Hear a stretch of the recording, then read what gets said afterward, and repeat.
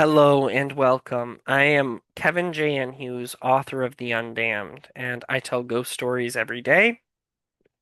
If you would like me to share your ghost story, please send it to me here or at hugheskevin117 at gmail.com. So, right now, I've been telling the story of Doug Kohler, a fan of the show, who sent in his story. I thoroughly appreciate that Doug has trusted me with this story, and now, and I had just talked about how he got into the occult through tarot, but now he's returned back to church, and he began studying at Concordia Seminary to become a Lutheran pastor. And this was around 1993. And when he went to Concordia, he studied there for a while, and then they sent him to New Orleans to kind of take up a pastoral job there, working at a church a under an established Lutheran pastor, so that he could kind of learn the ropes, so to speak.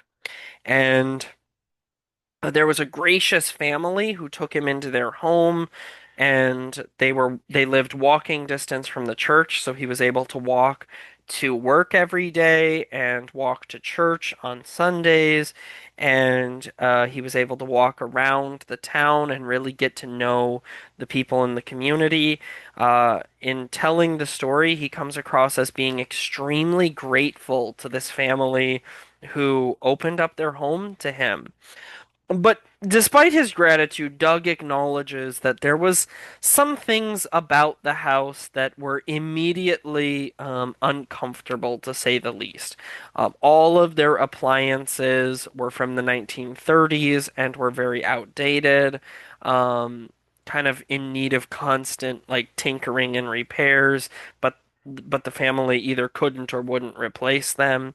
And uh, the other aspect was that he had these kind of all throughout the house there were these pew pew holes in the walls, if you know what I mean. I don't want TikTok to take this video down, so people had there was a lot of gang activity in that community. It was in a rough part of New Orleans, and maybe some things had even happened in the house, so there were holes in the walls. I'll just leave it at that. And there was also a huge bug infestation in the house, that particularly cockroaches, massive cockroaches crawling around.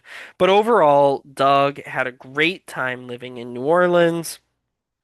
He would go door to door. He would walk to church. He was just really excited about living this life as a assistant pastor in New Orleans.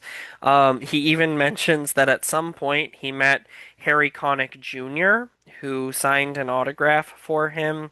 And on the street behind the street where he was living, there was a film crew that just set up one day. So he walked over to see what was going on, and he met Alec Baldwin on this set. And not only did Alec Baldwin sign an autograph, but he went even a step further and actually asked Doug to be an extra in the movie Heaven's Prisoners.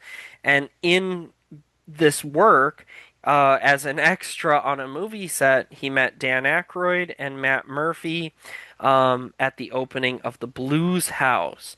So, amidst all of these fun times, though, he also continued to experience the paranormal, and that's what we'll get into next time.